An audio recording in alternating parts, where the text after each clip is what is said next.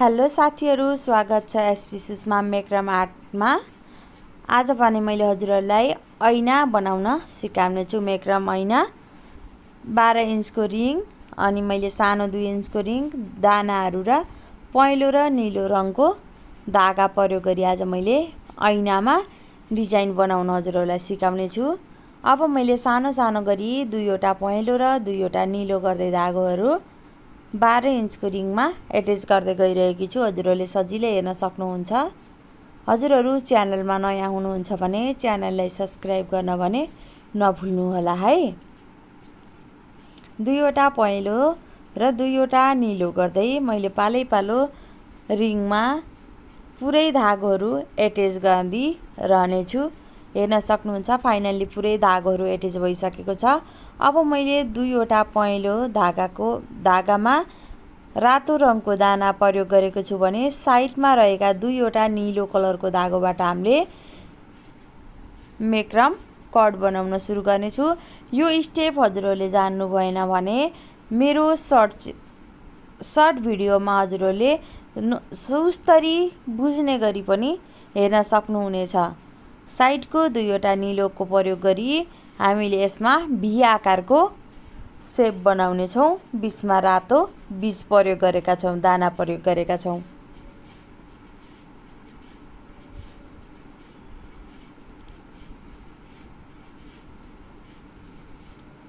पहिलो डिजाइन सकिसकेको छ। अब हामीले अघि पहेँलोमा दाना राख्यौं भने अहिले हामीले नीलोको बीचको 2 वटा धागोमा दाना राखी साइडको पहेँलोबाट हामीले डिजाइन बनाउने छौं। हेर्न सक्नुहुन्छ एकचोटी पहेँलोमा राख्ने र एकचोटी दाना नीलोमा प्रयोग गर्नुपर्ने हुन्छ।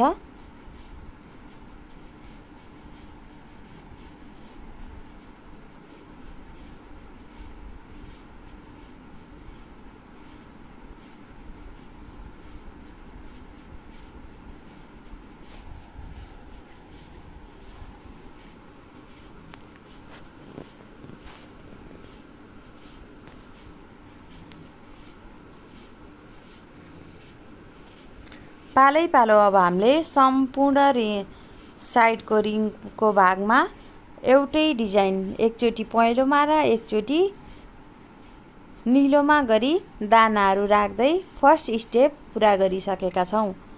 अब भने सेकेन्ड राउन्डको काम सुरु हुन्छ।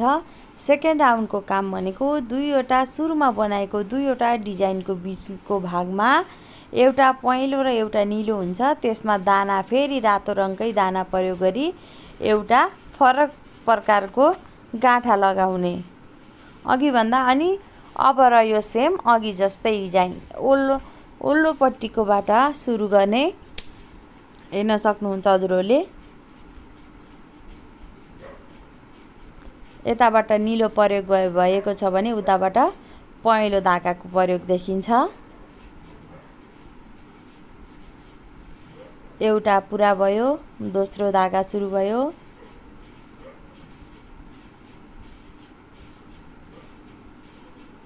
यसमा भने 2 वटा एट्याच नीलो र लास्टमा पहेँलो भयो। अब उताबाट फेरि पहेँलोको स्टार्ट भयो। यताबाट अन्त्य भएको धागो भने उताबाट आउने धागोसँग लिनुपर्ने हुन्छ। दोस्रो राउन्ड सकियो। अझै तेस्रो धागाको सुरु भएको छ।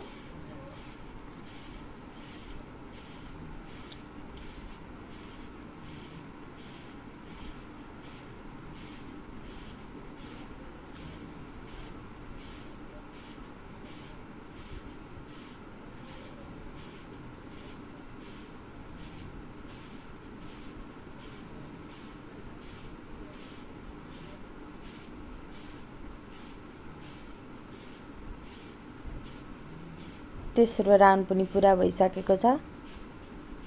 अब चौथा राउन्ड सुरु भइसकेको छ।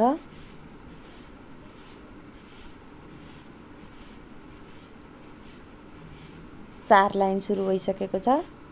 हामीले यताबाट नीलो र उताबाट पहेँलो प्रयोग गर्दै गर्दा बीचमा भने हाम्रो नीलो र पहेँलो छिर्के मिर्के रङ देख्दा रङको हुन्छ।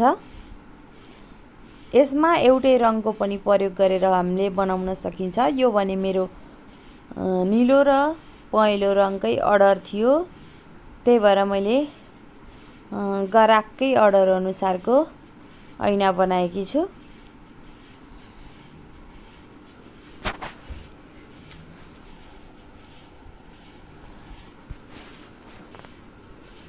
हजुरहरूको रङ अनुसारकै बनाउँदा हजुरहरूले अर्डर दिनु परेमा हजुरहरूले रोज्नु भएको रङमै सामानहरू रेडी गर्नेछु।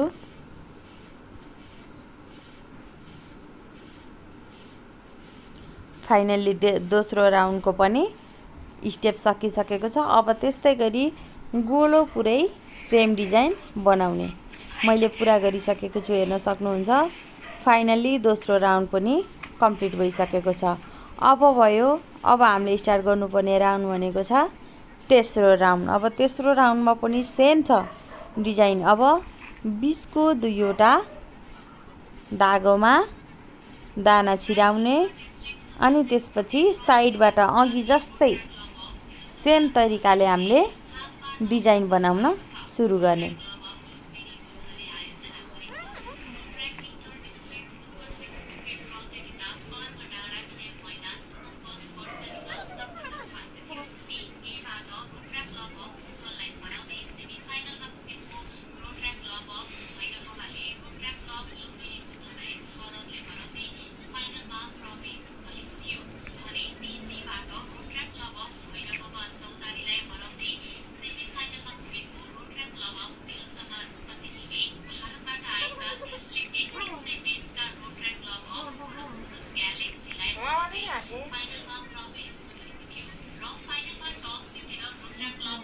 सजिलैसँग हामीले तेस्रो राउन्ड पनि सुरु गरिसकेका छौँ। हामीले बिस्तारै बिस्तारै हामीले कम्प्लिट गर्न सक्नेछौँ। तेस्रो राउन्डमा भने हामीले सेम डिजाइन नै हो, हामीलाई प्याटर्न चेन्ज गर्नु पर्दैन, केही गर्नु पर्दैन। हाम्रो प्याटर्न सेम नै रहन्छ, बनाउने तरिका मात्र थोरै फरक हो। नजिक सुरुमा नजिक हुन्छ भने लास्टको यो थर्डमा चाहिँ अब अलिकति पछाडिको भाग हुने भएर अलिकति हार्ड लाग्ने हो, तर त्यस्तो गाह्रो चाहिँ हुँदैन। प्याटर्नहरू सेम नै हुन्छ।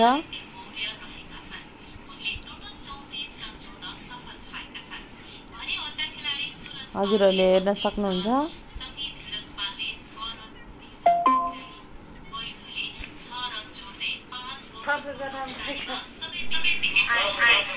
हेर्न सक्नुहुन्छ। अब हामीले पनि यसलाई बिस्तारै बिस्तारै लगभग पुरा भइसकेको छ।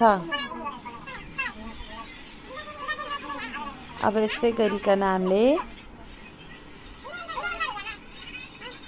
थर्ड स्टेपको पनि बुट्टा पुरा गरिसकेका छौँ। अब लास्ट एउटा मात्र रहेको छ। सजिलो छ, हजुरहरूले बुझेर गर्नुभयो भने। हजुरहरूले यदि नजानेको खण्डमा हजुरहरूले सर्ट भिडियोमा पनि मैले यसको थोरै बुझिने गरी टिप्सहरू राखेको छु। हजुरहरूले एकचोटि सर्ट भिडियो हेरेर आएर पनि फुल भिडियो हेरेर हजुरहरूले पनि सजिलैसँग यो बनाउन सक्नुहुनेछ। यस्तै गरी अब मैले हजुरहरूलाई लास्टको एउटा डिजाइन बनाउन सिकाउने छु। यताबाट हजुरले सक्नुभयो भन्नुहोला। यो चाहिँ तपाईँको यो डिजाइन सकिसकेपछि लास्टमा रहेको टुक्रालाई सानो गरी काटेर लाइटरको सहायताले पछाडि चिप्काउनु पर्ने हुन्छ। हजुरहरूलाई मैले सजिलैसँग बुझ्ने गरी यो लास्ट भिडियोमा मैले बनाएर देखाउने पनि छु। हेर्न सक्नुहुनेछ। मैले भिडियो पुरा गरेर मैले लाइटरको सहायताले पछाडि चिप्काएर पनि देखाएँ। मैले यसमा दुईवटा पहेँलो र दुईवटा नीलो धागा छोडेर मैले त्यसमा 2 इन्चको रिङलाई एट्याच गरी त्यसमा बुट्टा भर्दैछु। हेर्न सक्नुहुन्छ। यसलाई प्याटर्न पनि भनिन्छ। हामीले नेपालीमा भन्दा यसलाई बुट्टा भनेरै चिन्छौँ। हामीले चाहिँ अब यसलाई पहेँलो भाग मात्र प्रयोग गरेर बिचमा रिङको सहायताले बुट्टा भर्छौँ आदिमा। आधीमा पहेँलो रङको र आधीमा भने हामीले अर्को साइडबाट नीलो रङ भर्नेछौँ।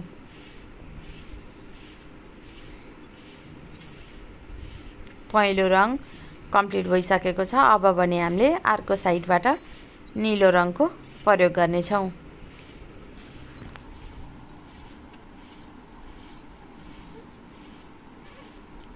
अब हाम्रो मेक्रम ऐनाको लागि साइडको बुट्टाहरू लगभग बुनेर कम्प्लिट भइसकेको छ। अब ऐना मात्र राख्नुपर्ने काम बाँकी छ।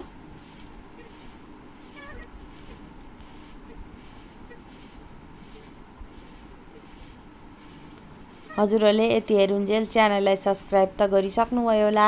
यदि गर्नुभएको छैन भने च्यानललाई सब्स्क्राइब गर्न चाहिँ नभुल्नु होला है। हेर्न सक्नुहुन्छ आधीमा पहेँलो र आधीमा नीलो गरेर रिङको डिजाइन चाहिँ पुरा भइसकेको छ। अब दुई साइडबाट लाइटरले कैँचीले काटिसकेपछि लाइटरको सहायताले दुईवटा टुप्पोलाई जलाउने र एट्याच गरेर हेर्न सक्नुहुन्छ यो फ्रेम भइसकेको छ। अब रह्यो हाम्रो 12 इन्चको ऐना एट्याच गर्ने तरिका। पहिला मेक्रमलाई उल्टे बनाउने, पछाडिबाट ऐना राख्ने अनि त्यसमा साइडमा रहेका यिनी दानाहरूलाई प्रयोग गरेर रस्सीको मेक्रम रस्सीकै सहायताले ऐनालाई एट्याच गर्दै जानुपर्ने हुन्छ। यसरी ऐना राख्नाले कुनै कारणवश ऐना खसेको खण्डमा, ऐना फुटेको खण्डमा पनि हामीले सजिलैसँग यो ऐनाको ठाउँमा अर्को ऐनाको पनि प्रयोग गर्न सक्छौँ। त्यही भएर यो मेक्रम ऐना बनाउँदा ऐनालाई जहिले पनि पछाडिबाट रस्सीको सहायताले एट्याच गर्नुपर्ने हुन्छ। यस्तो गर्नाले ऐना फुटेको खण्डमा सजिलै फेर्न सकिन्छ।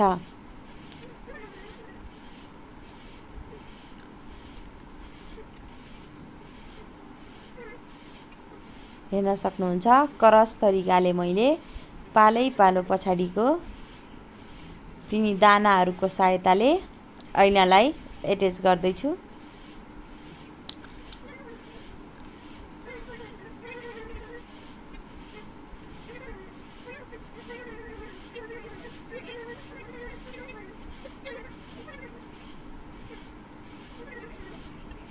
धागो सकिएको खण्डमा मैले लाइटरको सहायताले धागोलाई जोड्दै लामो पार्दै मैले ऐनालाई एट्याच गरिरहेकी छु। यसरी एट्याच गरेको ऐना वरपर नहुने र फुटेको खण्डमा पनि सजिलै फेर्न सजिलो हुने हुन्छ। त्यसकारण ऐनालाई राख्दा जहिले पनि मेक्रम रस्सीले बनाएको यो बुट्टामा ऐनाको प्रयोग गर्दा जहिले पनि क्रस तरिकाले नै गर्नुपर्ने हुन्छ।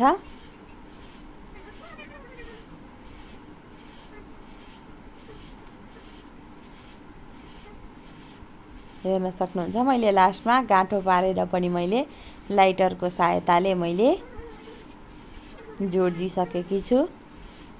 भने पछाडिबाट नफुक्ने गरी र ऐना नसर्ने गरी कसेर मैले ऐनालाई एट्याच पनि गरिदिसकेकी छु।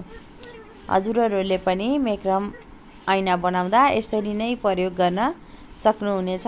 फाइनल्ली हेर्न सक्नुहुन्छ हाम्रो मेक्रम ऐनाको लुक्स यस्तो भएको छ।